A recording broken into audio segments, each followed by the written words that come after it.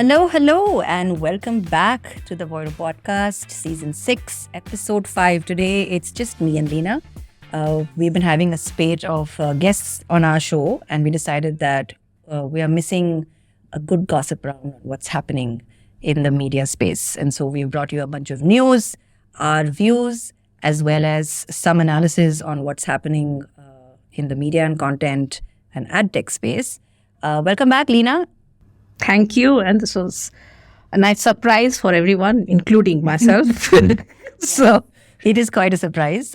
For those of you all who are not familiar, Lena produces the show along with Santosh at Voiro, and I decided that today is the day that we're not going to have a guest and we're just going to get Lena on the show and we're just going to jam on what's happening. So what have you got for us, Lena? A lot of stuff, but the main thing that caught my attention was JioCinema is coming up with this premium subscription, which is at 29 rupees a month, which is 35 cents. So that's 35 cents a month. 35 cents. Compared to Netflix, which is $2.39 a month. That's in India only, right? $2? Yes. That's nuts. So it is going to basically change the game in how India definitely pays for content and watches content, because JioCinema is also coming up with, this content will be available in 5 languages.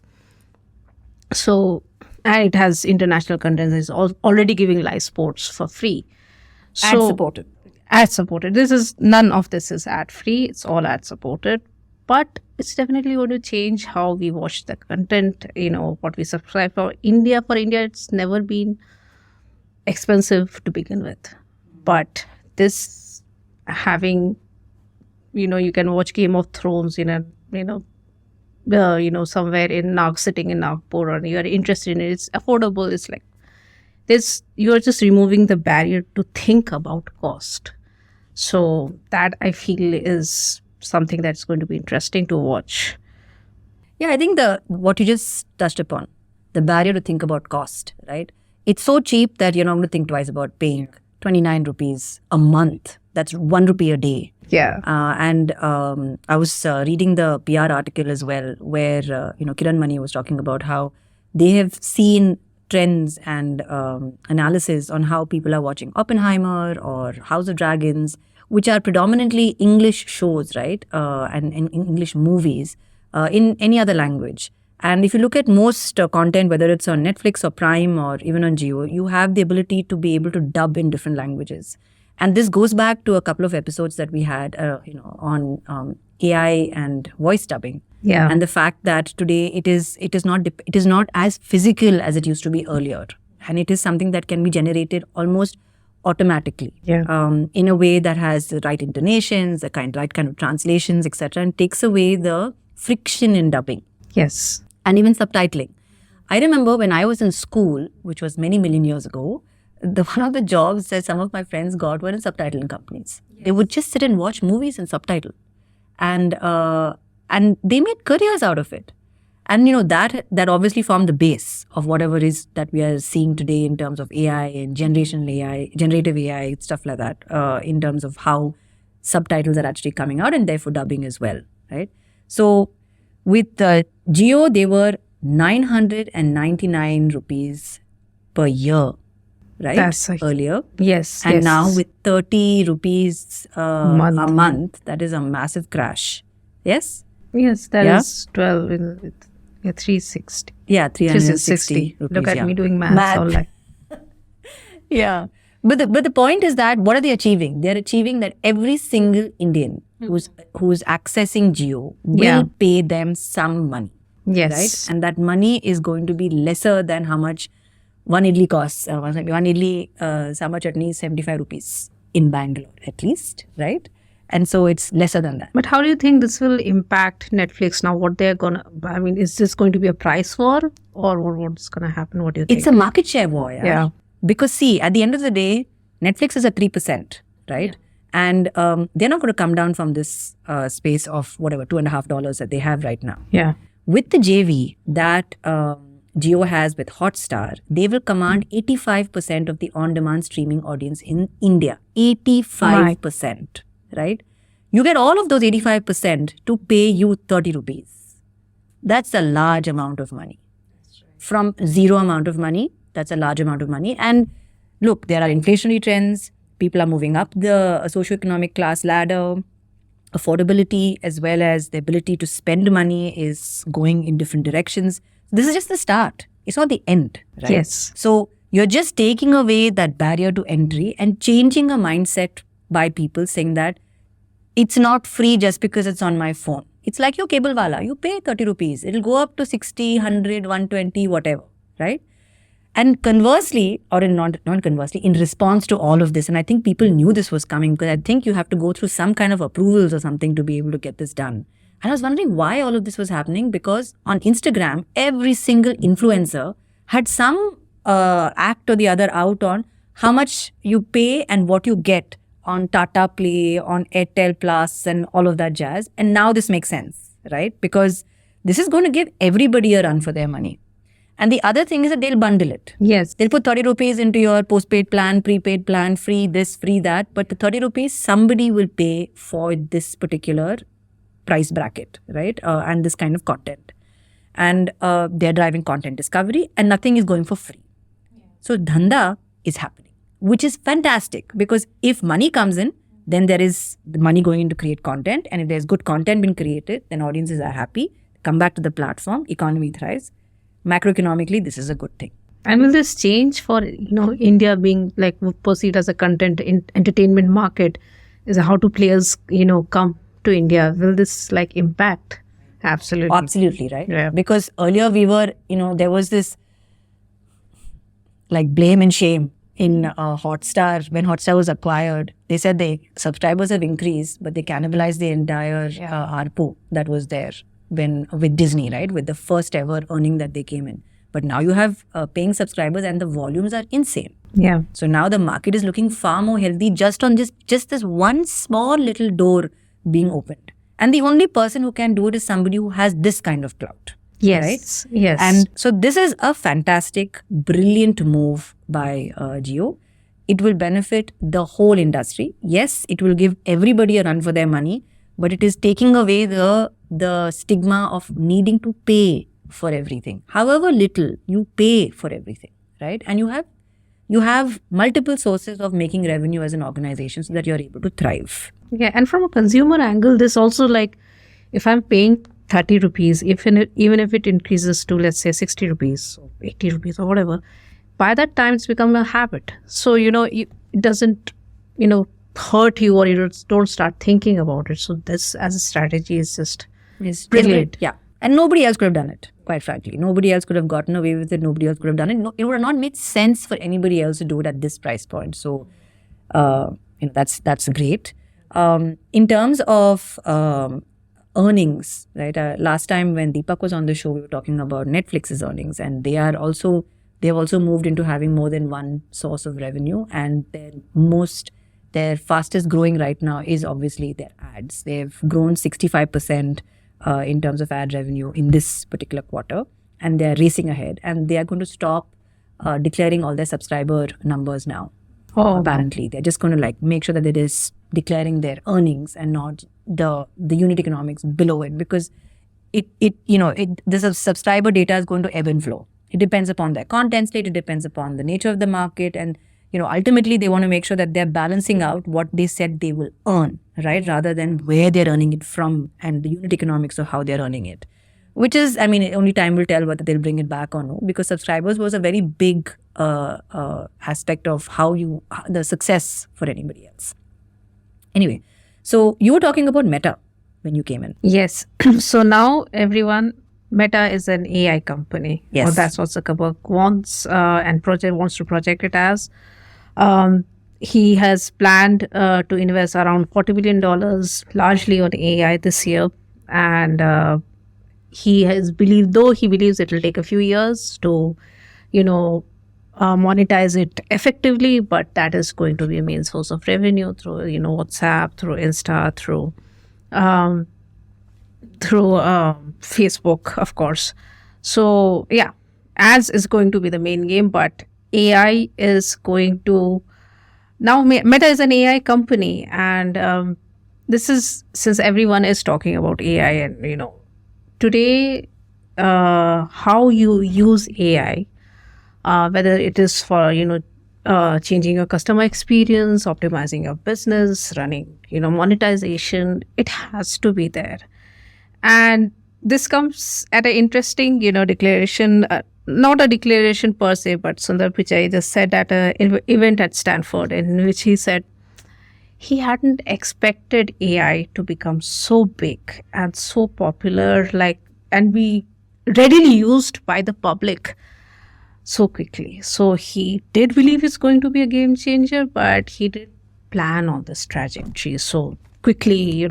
How Google came up with Bard, then renamed it to Gemini AI, and all of that happened, and there were certain controversies around that. But yeah, AI continues to make the news and will continue to shape everything, just not how we watch content or how we use it in our creative processes or in life. It's just going to be everywhere, and anyone who's not on the game is on a back footing. Yeah, I was watching a clip by this show on CNBC called the Squawk Box, and they were interviewing Arvind Srinivas, who's the founder of Perplexity. And Perplexity is a AI-based search engine, right? And he calls it their entire focus is to make sure that they are changing user behavior from the search economy to the answer economy. Right. And over the last maybe decade and a half, the way we've been trained by Google is to look for things, right? You'll have a high intent based audience, high intent keywords, etc. You will look for certain things. The way we write our prompts and the way we put in words into the search box as well. We've trained ourselves over time to make sure that we are getting the right keywords in over there so that we get the right kind of results. And when the results come in, because the first 3 on the top are sponsored and the rest of the 9 on the right are again sponsored, you look for correlation between that and the first organic post, and then you get into the organic post, because usually you will see, if you do something very specific, if you say adidas.com, it will give you adidas.com as an ad and then adidas.com as an organic post, and then you would click into either one. But it's almost like an endorsement by the company for the company saying, I'm adidas.com. In case the organic link doesn't look right, then come to my ad. Right? Yeah. So we've got all of these things that we have implicitly imbibed over the last decade and a half in the way search happens. But we also realize that search is also overwhelming for us now, because Google is just throwing everything at us and saying, here's everything, make your pick, right? And so we have fallen square into the paradox of choice. What do I pick? I need a black asymmetrical skirt, right? Now, I've been on the internet for years. You know what I buy, my favorite brands, my price point that I buy at, what weather it is in the country that I'm in, and you know everything that you need to know about me, right? So give me an answer. What would be the best black asymmetrical skirt that I can buy, instead of giving me a host of things that are going to confuse me, and then I'm just going to feel full mentally and just walk away not really buying. Right? Yes. So what Perplexity wants to do is they want to get into the answer economy, and they want to be able to use all of this to be able to give you answers. And their idea of monetization is also ads. Yeah. Which now puts the kind of the game square back onto advertisers. Yes. How are you going to get word of mouth, literally, right, to be able to influence a buy, be the answer to a user's question? And how will Perplexity now make this an answer in terms of an ad, right, rather than an option or a choice? And so again, user behavior will go through a change. Advertisers will have to start getting a lot more into it in a big way and understand it deeply, right? Meta, like you were talking about, has done about $35.6 billion in advertising in Q1 2024, which is up 27% last time, same year, right? Last year, same time. And that's a lot of money. And you're saying that they're going to invest about $40 billion. Yeah, that's like just one quarter of ad revenue. That's it. They can do it, They can. right? Why not? So you need deep pockets Yeah. to be in. What happens to metaverse though? Like I'm like It's gone. It's It's gone. It's done. You fail fast. time of death. Yeah, just time of death. But that's the thing, right? Here's the other way that, here's what else is changing. The fact that the way companies are run no longer, you don't have to stick to everything just because you said it. Change your mind. Do something that actually is of value to your user, because the market is dynamic and changing, so you should be too. So the concept of being a Gen Z or a millennial company is that you're able to be agile and change fast. And it's no longer representative of the fact that you're fickle or that you don't know your market. You're just being responsive to the market and changing your game. And for a large company like this to constantly navigate a dynamic market shows agility, shows the fact that they are prepared for change, which is what you need in the future at the end of the day. And something that you said, how Perplexity is investing into in an answer economy. Now, it brings an interesting insight into like if e-commerce marketplaces, start thinking about it. So if, to take your example, if I want that asymmetrical black skirt and I'm a premium buyer who has been, shopping on a particular marketplace for years and years, they know my price budget, they know my, preferences, brands. And so instead of showing me 20 pages of that black skirt, give me 3 choices or like 2 and I just pick and go with it. Yep. That's an interesting way how e-commerce marketplaces also can get into. Yeah. And, when we were chatting before the show, you said you came up with something that was interesting on the Walmart side. So, piece of trivia. When did Walmart set up their online shopping? 24 years ago. Oh my God. 2000. I don't want to think where I was. I'm not going to say where I was. So 24 years ago, they started Walmart online. Yes. And it's safe to assume that maybe half of that time they actually got down and busy in terms of organizing that data. Yes. So Walmart is like the big names is sitting on this huge premium first party data. They have been, building it, organizing it, and now they are leveraging it. So they have just announced that they are going to come up with a self-serve, service for suppliers.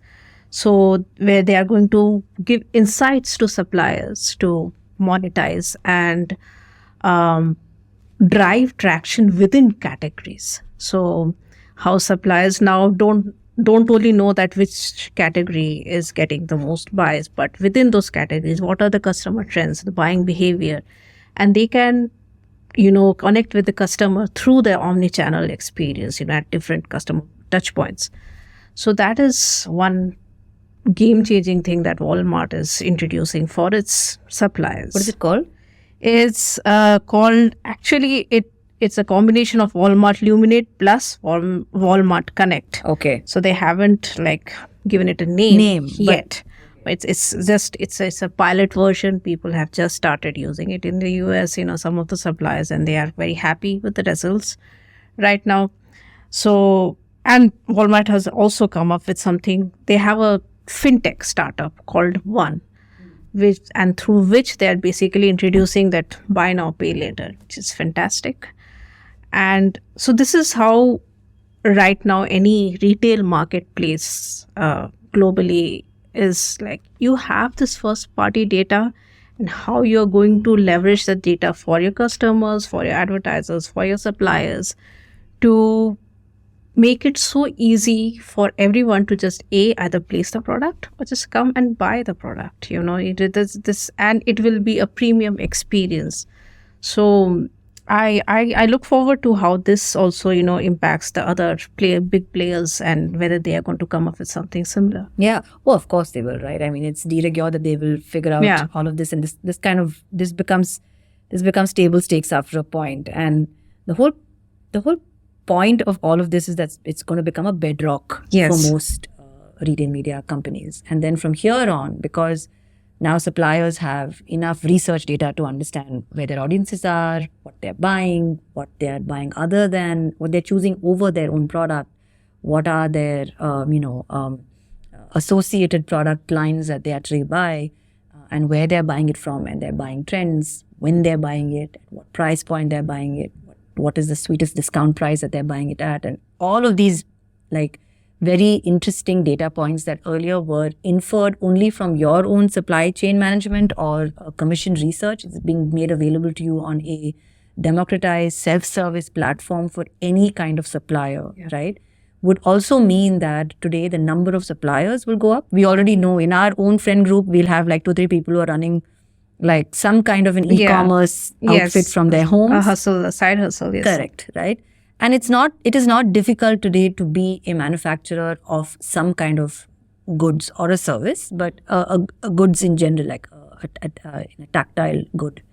And this whole tactic of what Walmart is doing, which is where they're allowing people to buy now, pay later and complete the circle of a transaction, is not a new one. Retailers have always done this. When you went to say a Giriya's or a Vijay Sales or whatever, and you want to buy a white good, which was expensive at that time, you would have different types of financial companies who would give you 0% EMI, or you would have a credit card that would give you a particular kind of discount at the store, which would make you go there to buy it, and so on and so forth. So that user behavior and expectation is generally not new. Yeah. But the fact that they give it on the same platform is a good way to sort of complete the circle. And they also have CTV. So which is what you're talking about, which is omni-channel, right? Yes. So today with Walmart being an app on your phone, you have the capability of somebody, you can talk to your user at the time that they are looking at their phone. Yes. Or on their desktop. Now, the other point is to make sure that you're able to talk to them on the television screen, right? And on their homepage of the television screen so that the whole household can see it, which basically becomes a reason why they want to complete the acquisition of Vizio, but get in that kind of data. Because Walmart cuts across everybody in the family, right? Yes. And your capability of buying depends upon your earning capacity. And your earning capacity in most places is, a reflection of where you live. And therefore the closest Walmart to you, and so on and so forth. This is more America than rest of the world, right? But it obviously can translate to anywhere in the world where you have like chain-led e-commerce retail players. So they're taking whatever they used to earlier know on offline retail, making it online and connecting the dots, and like you said, making it omni-channel, which is fantastic. Absolutely. Right? Okay. Talking about retail media, right? And the fact that this bedrock has been set up. What do you think is going to happen to the retail media space? Do you think that, is there going to be like some focus on them, like everybody becoming a little Google in their own way and giving them ad products and running advertising on their platforms? I think retail media, at this point of time, there are like, when it comes to driving monetization, it is at the epicenter of everything, because retail media in itself it's a media network. It's how it drives traction, drives monetization, drives discovery. So it is at every single touch point. We were just talking, Santosh was just telling it how on Swiggy now you can, if you're seeing a dish and, you can sort of order that dish on Swiggy, then it links it back to Swiggy. This is just fantastic, and how these big marketplaces leverage their first party data to, Say that again, the last part. What is the SmartLinks? The SmartLinks is like, if you are watching on the Insta Reels, you're watching some dish being cooked or prepared, right? Yeah. That's the thing. So you can click. Oh. Yeah, you can just click on that and link, and you can order that dish on Swiggy. Nice. So Swiggy is basically setting up their own redirect network. Yes. Nice. So this is just going to get better, and just anyone who's not, has not yet got onto that bandwagon of how they're going to, now there's no looking back. The third party data is going away. It's almost gone. Oh man, but yesterday Google announced that they're not going to be deprecating the cookie until 2025. And that's and so everybody's like, okay, so now what? So I think everybody's just given up on it. They're like, I don't want to give it any more cadence or any importance anymore. Yeah, everybody has to solve for this. You have to solve for this. You have to be on top of your game. If you're a retail media marketplace, you have to know your first party data, organize it, and leverage it. You have to already be in the middle of the process, so you can't be starting on it anymore. It's that's the name of the game right now. Absolutely. All right. So, favorite question of the podcast: what are you watching? So I am in between shows because I'm going to go take a little vacation, and I would be away from my screen, which is something I look forward to every now and then, whether I take a vacation or not, but take a break from the screen. So, but what I'm looking forward to is watching Baby Reindeer, which is being talked about quite a lot. It's on Netflix. It's about one of my favorite genres is true crime. So there's a lot about you, Leena. it's romance or drama and then true crime. Take your pick. So that's something I'm looking forward to. What about you? So we were talking about this a little earlier, right? And Santosh also was pitching in and telling us about the content that is being produced. And you can see a genuine trend. And it's been articulated by Jio with Kiran Mani saying that people are watching House of Dragons in their local language or Oppenheimer in local languages and stuff like that. But there are two themes that most of our streaming organizations are creating content on. One is local content and the other one is localizing content. I think you are in the thick of localizing content, and it's been made easier because of AI, dubbing, subtitles, all of that jazz. And also we were giggling over the infiltration of Korean content. Yes. Which started off with Parasite, The Interview, and all these various shows that came in and kind of caught the attention, of Indian masses almost, right? And today everybody watches a Korean drama or two on the side, and everybody knows what's happening in this in Korean drama. So there's localization, but there's also local content for global growth. And I have a bet running with one of my friends on Hira Mandi, and she's like, I don't know, I think it's going to be a flop. It's such a massive production. It's a Bansali production, and all these women, and what's going to happen, and blah, blah, blah. But I'm rooting for it to win, right? Because I am genuinely interested in knowing how this, how it will look. I want to get. First of all, I like anything that looks good, right? And if it's bordering on anything to do with royalty or fantasy, I'm there. Yes, I'm there. And so this is somewhere in this space, and it's a Bansali production, so it'll be a treat to the eyes.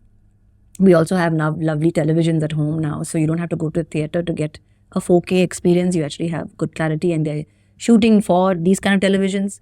They have beautiful women, they have lovely jewelry, and it's all like glitzy and everything else. So I'm really looking forward to hearing. I'm a Bansali skeptic. Oh, so really? Yes, I am, because it looks so beautiful and glamorous. But what is it about? I do not know. Literally, that's the answer. I know. It's about what did they say? It's about liberation and love and something else with L. But it sounds larger than life. Yes. But you can see that they are talking to a specific section of Indian society, number one, right? It's very aspirational. It's also very, it talks to the Indian diaspora as well. So if I'm sitting in the US, in a sleepy little suburb, I migrated to the US like 10 years ago. I'm all over Hira Mandi, man, because I want to know what's happening. It's a little aspirational. Yes. And also it's going to influence wedding attire, and Sabyasachi is again going to come back on the, into our lives with a whole bunch of other stuff. I don't know, maybe Masaba will get out something new.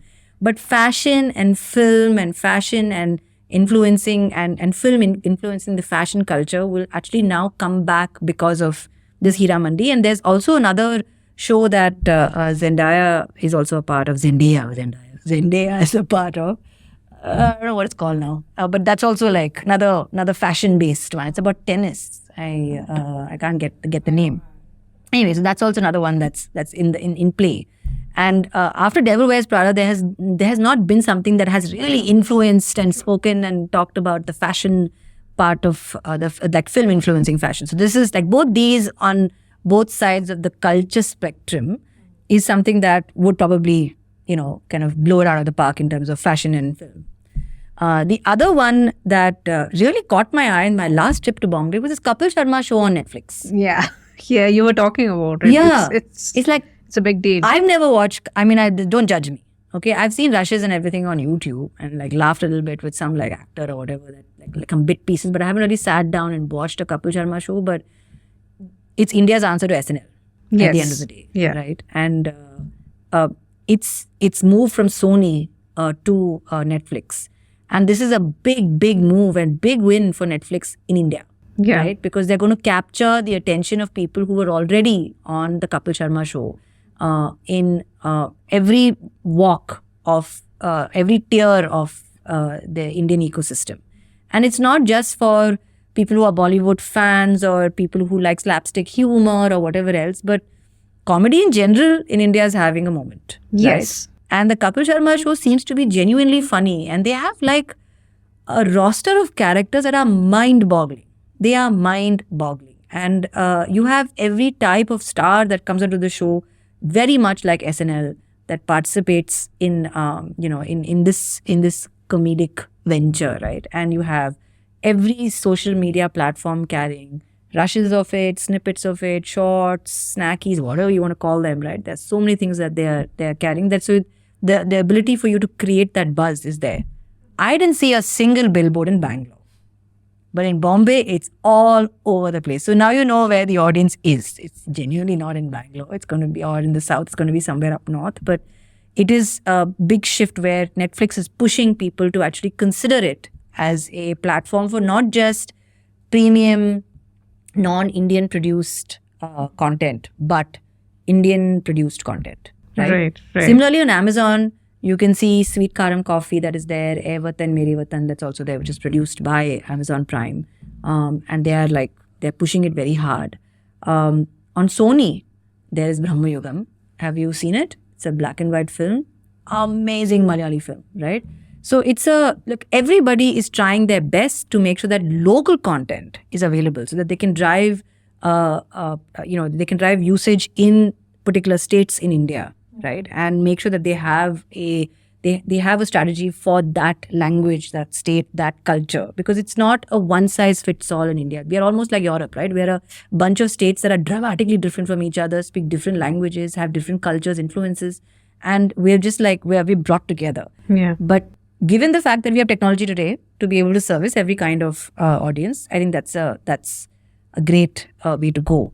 I do think this Kapil Sharma show, when we are comparing it to an SNL, has the potential to, break barriers, globally. Like where you see a Trevor Noah or anyone coming up, they are like a global icon. But this Kapil Sharma is very big, and it's entertaining content at the end of the day, whether you personally connect or not. It has a wide following. But do you think that it has the potential to become like an Indian-made show that is an SNL that have a global audience? I don't know, man. We have 1.4 billion people. Yeah. Should we really worry about going global?